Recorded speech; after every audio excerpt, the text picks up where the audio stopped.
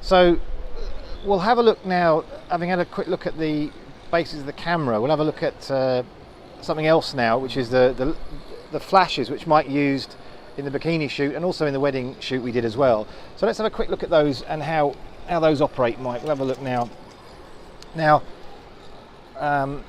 these are actually my flashes, but yours are very similar. I've got more expensive flashes as well, but just to explain that you can actually use flashes and do really good photography with flashes for quite a cheap price. You don't need to go and spend sort of several £100s on the Canon flashes, although they're great flashes and they do a good job.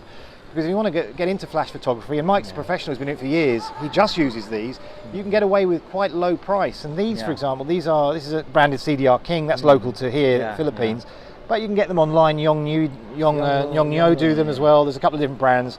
These are called manual flashes, and they retail from about around about £30 sterling, which is probably around about, I would guess, about $45, something like that, maybe $50 US.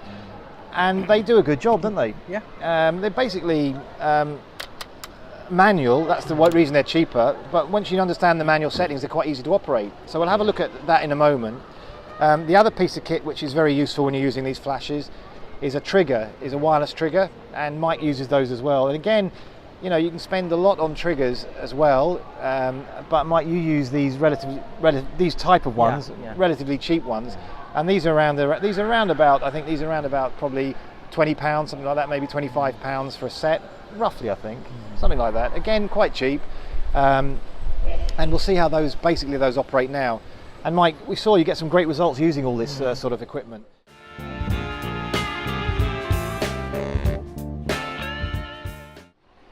Okay, Mike, so this is the basic manual flash we were talking about, and basically this head part obviously rotates to allow you to have it the right angle you want.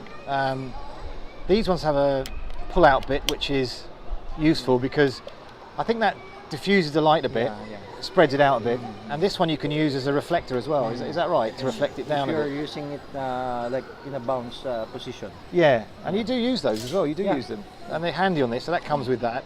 Other basics are, you've got a battery connects area here, and it takes 4 AA's, and these ones, just so you can see them, these are Eneloop rechargeables, and these are really good, aren't they?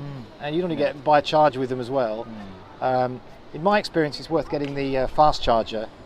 If you have the normal charger, it takes hours and hours to. But the fast charger, you can charge them up literally within 1 hour, within an hour. 2 hours, 2 hours is the most. At the most. So they're and these are good quality, and most photographers tend to use these ones, don't they? I've noticed. So it takes 4 of those, and you always need spares of those because they run out, don't they? Yeah. So at least you have at least 2 sets for those. So you want to have these set and another set at least when you're filming. So because this one, once it's fully charged, you can use them for the whole day. Yeah, they're good. Yeah, and like for example, in a wedding, normally I will use that from the preparation up to, depending on the amount I'm using the flash power. Later on the reception area, I will have to change it already for the second set. So you'd need a second set basically to get through the whole day. Yeah. All right, and then the basics on this is, I mean, that's the on-off switch on these ones. You can see the power goes on, and then what you've got is you've got basically 3 mode settings. If I click the mode button, you can see a little blue light there. I don't know if you can see that there, can you? A little blue light. If I press the mode again, it goes S1. That's a slave mode. S2. And that's it. You use the slave mode basically if you're using the flash on the camera. So if I put that up there and pop the old flash up here on that, that's it.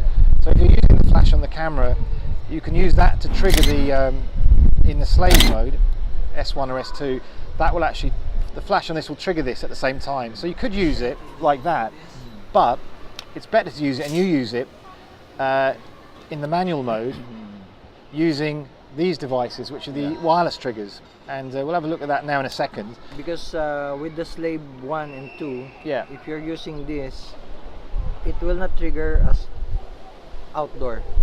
Well, it can, but it's not great. It's not reliable. I've tried it, and it does work. It does work only on indoor if you're going to shoot on. Well, it does work a little bit outside, depending on light conditions outside, but it's not reliable. That's the problem. It can, you need to have a direct line of light, and it can use it.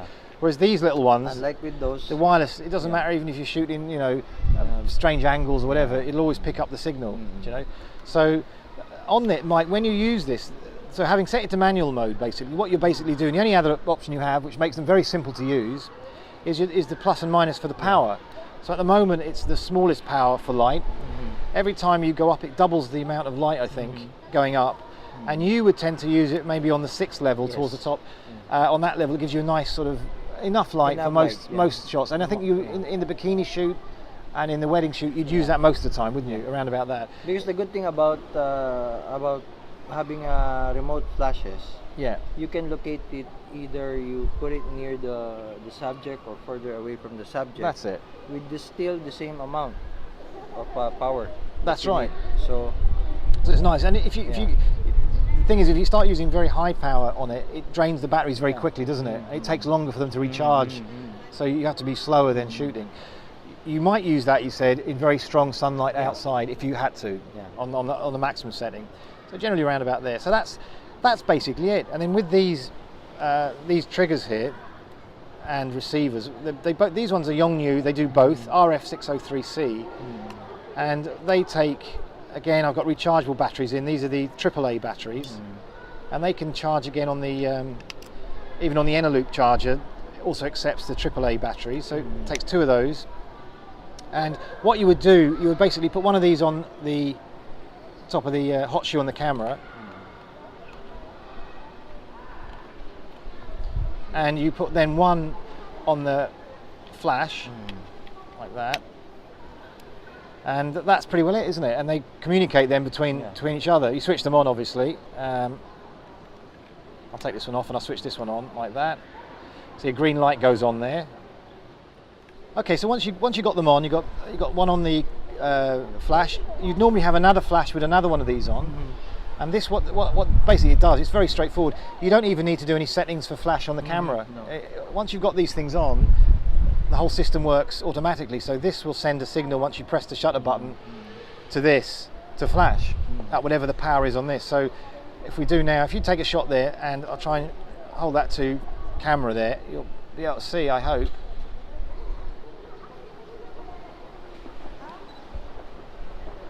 A flash go off, and just do one more there, Mike, so we get another one. So that's great, and you can operate these many meters away, many yards away, and position like you said. So very straightforward.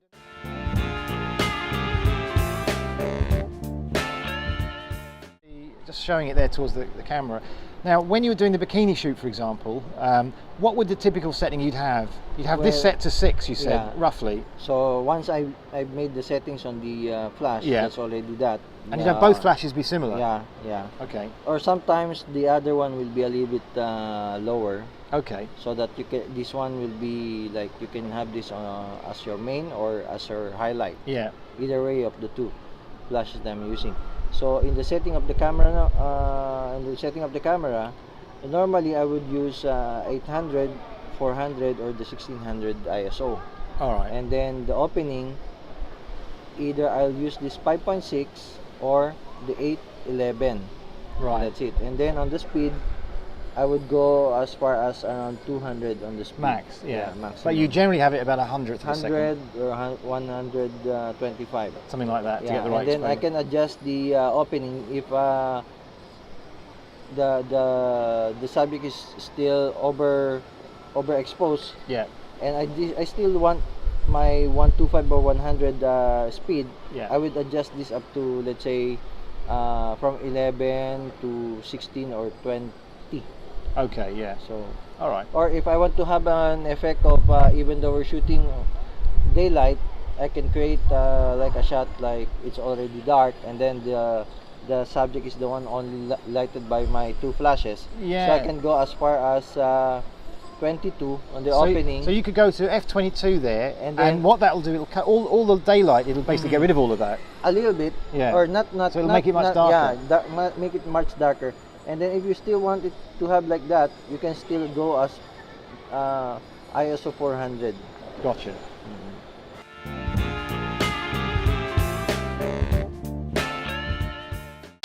The last thing we need is somewhere to put the flashes on, a stand, all right? So these are, again, very cheap to buy, and this is a typical light stand. There's nothing much to it. You can see there, it just folds up. the legs go like that. You can fold them out like this, and they come up like this, as high as you want. 6 feet. That's a 6 foot one. You can get various different sizes, but basically not expensive. These are probably around about, I don't know, Mike, probably 10, 12 pounds each. Pesos. So you're in that sort of region. So you probably want 3 of those as well, wouldn't you, if you're doing a lot of flash photography? You've got 3 flashes, you want 1 for each flash, basically. Yes. What you need when you've got one of these, you also need another attachment, don't you, which is this thing here. Adapter. So to that hold on adapter, to the flash. So this adapter here is basically goes on top, and you screw it on to tighten it. Now this particular one, a lot of them have this little hole which is also for an umbrella, if you have one of these photographic umbrellas. Shoot through, So- or the silver one. That's right. So they're not expensive. They're not expensive either. Yeah. These are probably more than about This one £10. in something like that. pesos is around 450 pesos. Yeah, which is about probably about £6, something like that. So not expensive. And the big thing about these is they have this groove at the top, which is like a hot shoe on a camera. Yeah. And that's Where what the you flash put it- unit or the trigger. Since your trigger has this feature also, like a hot shoe for the camera, you can put it in there. As does the flash itself. Yes. All right. So that And goes then on there, this, and you simply tighten that up like that. There. So that's basically it, and I mean they're used everywhere, aren't they? These light stands. Now that hot shoe plate, you may have if you haven't got a light stand to start with, or you've got maybe not enough, or you've got a spare tripod or something, or you want something they can want to use quickly without using a light stand. You can also use a tripod, for example. If I move this over here, or anything with one of the 1/4 inch screws on it, and I'll just show you this now on this one. This one here. So this tripod here. And we see there, got the quick release plate on that. Let's make sure that's all right there, Mike, that's okay. And the thing is, to convert that onto the flash unit, you can use, with every flash, you normally get these little plastic shoes, so these are very useful. So if you just take that off there, Mike, take that unit off there. Here. And of course, why these are useful is that you can use them on their own, basically. So if you screw that in there, and you can use them maybe on a table or on a shelf, and they can basically in the stand lower background. On the lower background, they can just stand on their own. So you know, these little plastic shoes are very useful. You can buy them separately as well. They're only literally a few pence each. And if we take that one off now quickly, and how to actually attach then the flash unit to a tripod or to one of these 1/4 inch screws, standard screws you get in photography, is simply on the bottom of this little plastic plate there is a 1/4 inch socket for a screw. You can see that there, and all you do is you screw your quick release plate or directly onto your tripod if you've got a screw there, onto the base plate, onto the tripod plate there, and I'm just going to put this on top of this tripod, for example, there, like that. And then if you put that over here, Mike, and then that,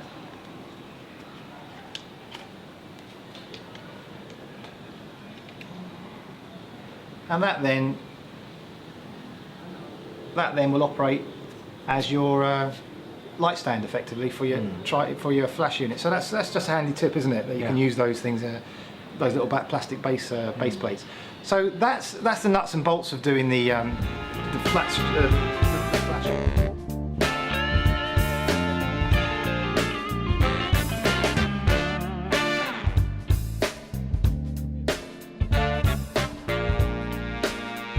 Okay, Mike, I think that was very, very useful. Thank you very much for that.